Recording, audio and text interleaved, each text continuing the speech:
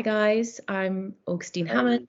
I'm a final year fashion journalism student and I'm hosting this panel with three soon-to-be Central St. Martin's graduates just to talk about the past year and their final collections. And of course, as we all know, this year has been quite unusual, shall we say. And this group of students have been faced with challenges that no other year have really ever experienced. They've had restricted access to studios and lack of technical support. So over the past year, they've had to adapt massively. Just for a bit of context, luckily, St. Martin's opened its doors in early March again and allowed students back into the studios to work on their collections. Most of the first half of the year was taught solely online, and this year's final hand-in is completely online. And up until recently, there was sort of uncertainty about whether a show would happen. But before we jump into things, can I get each of you to introduce yourselves and just tell me your age and what course you're on? And if we start with Faris. Yeah, I'm Faris Bennani and I'm from Morocco. And I'm doing BA Menswear final year. Hi, I'm Karoline. I'm 26. I'm doing BA Fashion Design and Marketing. Hi, I'm Rosa. I'm from South Korea and I'm just turning into 27. Yeah, I'm in BA Menswear in system. All of the designers here today are making menswear collections. And if you could each also in the same order just tell me a bit more about your collection, sort of who is it for and what is it about really? My collection is about me getting married to myself because with life experiences, I realized that we have to love ourselves first before anything else. The start of the collection is about I looked at the wedding of my parents, so the videotape and all the pictures. It's very related to traditional Moroccan wedding, but I'm twisting it into my own version of what a wedding would be like. I'm just doing the clothes for anyone, who wants to wear it. I think it's just something that I feel like when you wear a garment, you have to feel empowered. So I feel like if you feel like this garment would make you feel empowered, then just go ahead and wear it. So my collection, initial idea came from my time I spent in Paris during my placement year. I was living with my family in the suburbs called Sevran-Bedot. They're quite famous for gangs and a lot of crime and the biggest unemployment in France. And I was every day kind of traveling from that area to central Paris and just kind of observing that journey, how people change, how everything changed, was quite inspirational to me. I started looking at this kind of journey I did by train as journey a lot of us doing within themselves. So it's kind of the journey of trying to escape that void within yourself. And it's a personal exploration, but maybe reflected onto menswear collections. A lot about spirituality, a lot about trying to find your balance. Yes. I started my collection with my observation on a water glass on the table. So I was working in the studio while I was interning, and I just looked into this water glass, and then there were lines underneath the glass, and then it's all distorted by the glass. I have been always contemplating with this distorted facts in the society. So I was just questioning the information you consume every day on social media. Started developing my textile fabrication. I took a silhouette from 19th century women's wear, so I looked into Victorian era photography books. So I was mainly looking at women's wear because even I'm mostly working on menswear, but then as a female designer, I was just questioning what I want to present. So I took corsetry and aprons from 19th century photography, and then I tried to reference them for my design elements.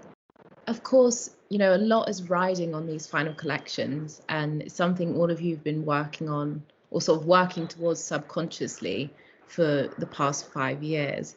I just want to ask, how does it feel to be graduating in this way and ending your final year in the way that you are, considering, what's happened over the past year?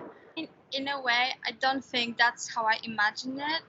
Yeah. But at the same time, I've been getting used to that idea for long enough, like over 2 years now. So I remember when I was still in Paris doing my placement year, I was extremely excited to go back to London, and like I was feeling very ready to do my final collection. And then just coming back straight into lockdown, not knowing what's happening, I just felt like I'm lacking access to library when it comes to research for final collection. So in a way, I felt like my dreams were shattered. But then one, let's say, positive thing coming from it, it's that maybe a lot of the stress connected to maybe getting into the press show. In a way, everything got shattered, not just my dreams, but just the whole fashion industry. That then made me feel like now I have a bit more freedom because nothing is really up and running. I can sort of do things my own way, and I don't have to make someone happy with my work as much. I can just do my own thing, because a lot of things I believe in the fashion industry, sort of like I just saw the real side of it maybe in this last year, and it just made me feel like I know the answers to what I want to do. Just to work at my own pace, it makes more sense. This whole situation just let me basically slow down and just realize I don't have to do it this way, because right now it doesn't even work this way. So, And do you guys agree, Rosa? Do you agree with this? Obviously there was probably this moment of despair when you found out that your year would end up being quite similar to the previous year. Did you feel the same, and have you sort of come to terms with it in the same way that Karoline has? When just pandemic started, it just directly hit the previous year students. I didn't really feel like it's gonna affect to our year, because like no one knew. But then I feel like actually our year is more having trouble with this situation. As Karoline said, I think I just get used to being in this situation. I'm a person who's quite like introvert. I'm not really like outgoing. So like having tutorials on Teams, like meeting on Teams, you don't need to see people like directly.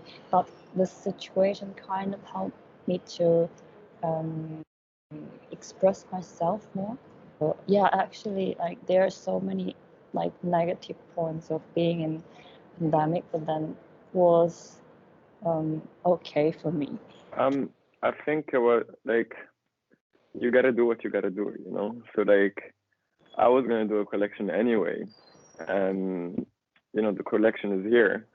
Maybe if it wasn't lockdown, it would look a bit different. I think I'm taking it with a very like nonchalant kind of vibe, but at the same time, like, you just have to be proud of what you're doing. No matter how you did it, it's here. This year anyway, regardless of the fact there's been a global pandemic, working towards your final collection, there is so much pressure and stress on this year. And yeah, I'm interested to know, like, if you guys have had any sort of rituals or anything you've done to kind of keep positive and like remain motivated.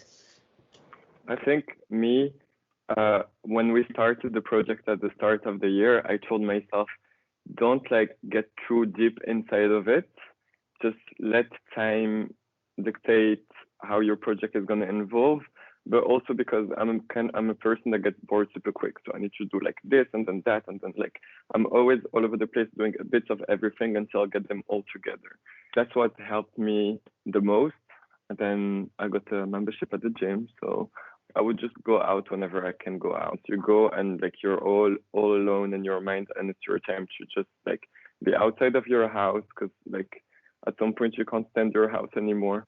You need to like stop and think. I think my goal was to come quite early every day, and I think just to get into that mode of working, and I think in a way that helped quite a lot, just to have your working space and be able to go there every day. But when the school was closed, I guess, yeah, also just going outside, maybe trying sometimes like meditation, and also just to be very kind of grateful. I know that not everyone can do what we are doing right now, and just to complain about little things, it's kind of almost like being ungrateful. And where were each of you based during lockdown? Like, were you working from your bedroom? Did you have a studio space? Tell me a bit more, about the spaces you were inhabiting during this time. And also, I guess, how you had to adapt your work to cater to the restrictions. I was based in Stoke Newington. After my internship in Paris, I moved there. I got myself industrial sewing machine for the first time. So that was, it definitely helped to have that one at home. I was working from like a regular sized room. I would say ideally it would be nicer to have more space, because towards the end I realized there was not enough space to even hang all my garments. I felt like it was actually better to work from the studio, but yeah, most of the time I made most of the collection in the studio, and I was working from home, from my room. I was lucky enough to have a nice space this year, like my house. So I was working here, and then same, as soon as the studio was open, I would rather wake up super early, even though I'm not a morning person, and just go to school and concentrate, because it's your working space. Otherwise you just get confused in it's your living space. But most of the hard lockdown, which was I think December, I was back home in Morocco. So that felt good as well, because I felt like I needed to get back to my roots. I needed to feel the Moroccan energy inside of me before I actually finish the collection. I was just basically working from my bedroom. I really prefer to separate my working space and my living space, but then I couldn't just access to uni. I kind of created my own tiny working space just next to my bed. So I was working with my pattern on a dining table, sometimes on the floor. That really pissed me off at some point. I suppose it's made all of your collections quite introspective, because they've been made in your home. Realizations of your projects happened in your bedrooms, which is really interesting, and I think it will be sort of reflected within your work. So for your final submission, you've been asked to make a film. How have you all found kind of adapting what you do when it's so based on sort of tangibility and physicality, and it's all about people touching your clothes and wearing your collection? How have you found this sort of switch into producing a collection that is presented as a film? Doing a film was actually good. However, they told us we had to do a film quite late. And I feel like if I was prepared before, I could have actually gotten a set, the exact set that I had in mind. Doing the video was an added work. You had to do the collection, and then when you get to know you have to do a collection video for the month after, you're like fuck. It actually was nice to produce a video, because I think it's something that you keep also for yourself in the future. With a video, you can show exactly what you want to show, 2 minutes on the runway compared to a video that's just about you and just about your collection, and you can choose every single aspect of it, not just the garments. So I guess it is a good tool, like you said, for the future, to have something that kind of rounds it all up and encapsulates your vision. But technically it must have been really difficult, suddenly acquiring these film producing skills. I think making a film for my final collection was always part of the plan, no matter what happened, because I was always interested in film, and I felt like that would be the best way to showcase my collection. I guess it taught me a lot about just organizing things, and also just casting right people for the project, people who are really kind of passionate and can understand my vision. And I think I was quite lucky with finding the right videographer and the right models who sort of reassured me that my vision makes sense. I think it was a nice way to show the clothes, but also it just reassured me that maybe the clothes are just the one thing I'm making, but it's more about establishing like my vision. What I achieved in terms of like the vision, it's even more important to me at this point. But luckily I found a person from FCP, and we both really love appreciating each other's work. We went to Richmond Park to film a video like 2 weeks ago. So my garments were actually not ready. So I just treated it as like a day off. We had fun. We did like really nice, unexpected scenes. Of course, there was, we didn't really know what was going to happen with the show. And it's great that it is happening, and so exciting that it's going ahead. But yeah, if you guys want to tell me a bit more or explain to the audience a bit more about what's going to happen this year for the show. Well, I'm not sure how much I can reveal really, but well, the show will happen outside, and we are being asked by Sarah Christie to present our own collection or present our own look. So I guess that's something very new to many people, and also probably quite scary, because we haven't been given much choice. So I'll be working my own show on the 8th and 9th of June.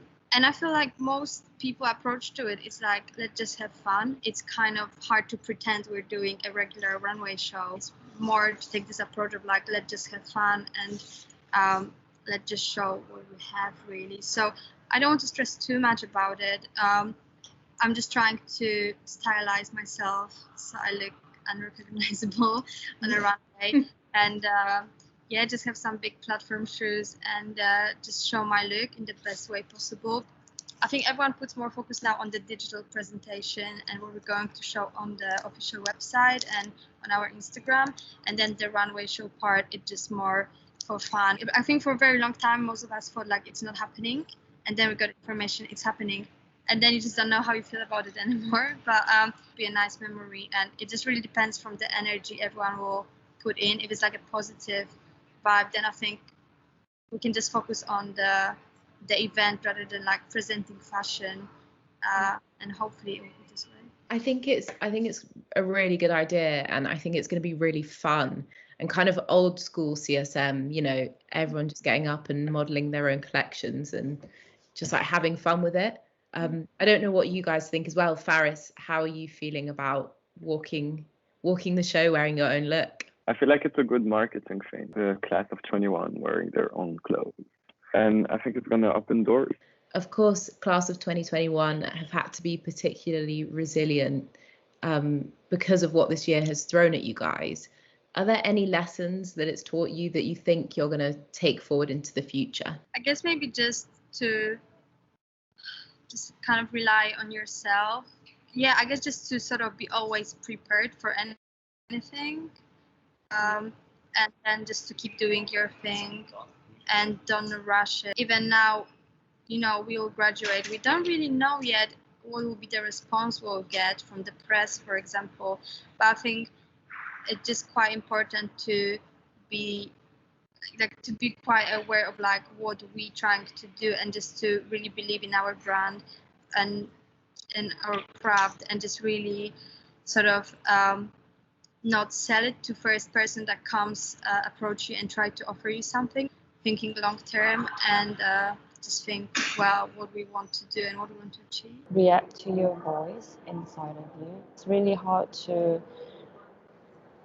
focus on what you're doing in this kind of situation, but if you just keep it and push it forward, anyway it will happen. It puts you guys in a better position because you've had to be so resilient and you've had to solve so many problems over the past year that it means you're going to be more well equipped with these kind of skills. And as I'm sure you're all aware, this year's sort of been interesting.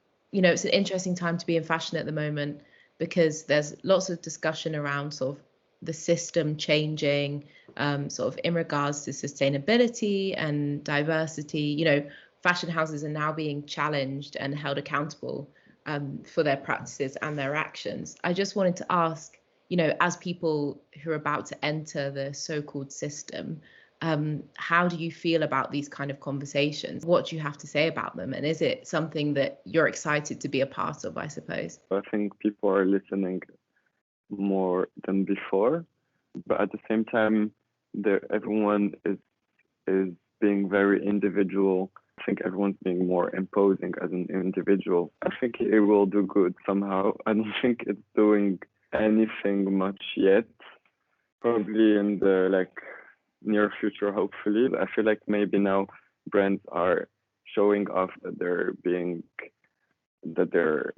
open to all those issues. But I think it's just getting into more of a marketing thing. They're just going to say, yeah, we support this, and then so everyone can clap their hands. But then in the back, I don't think they really care about it. I think the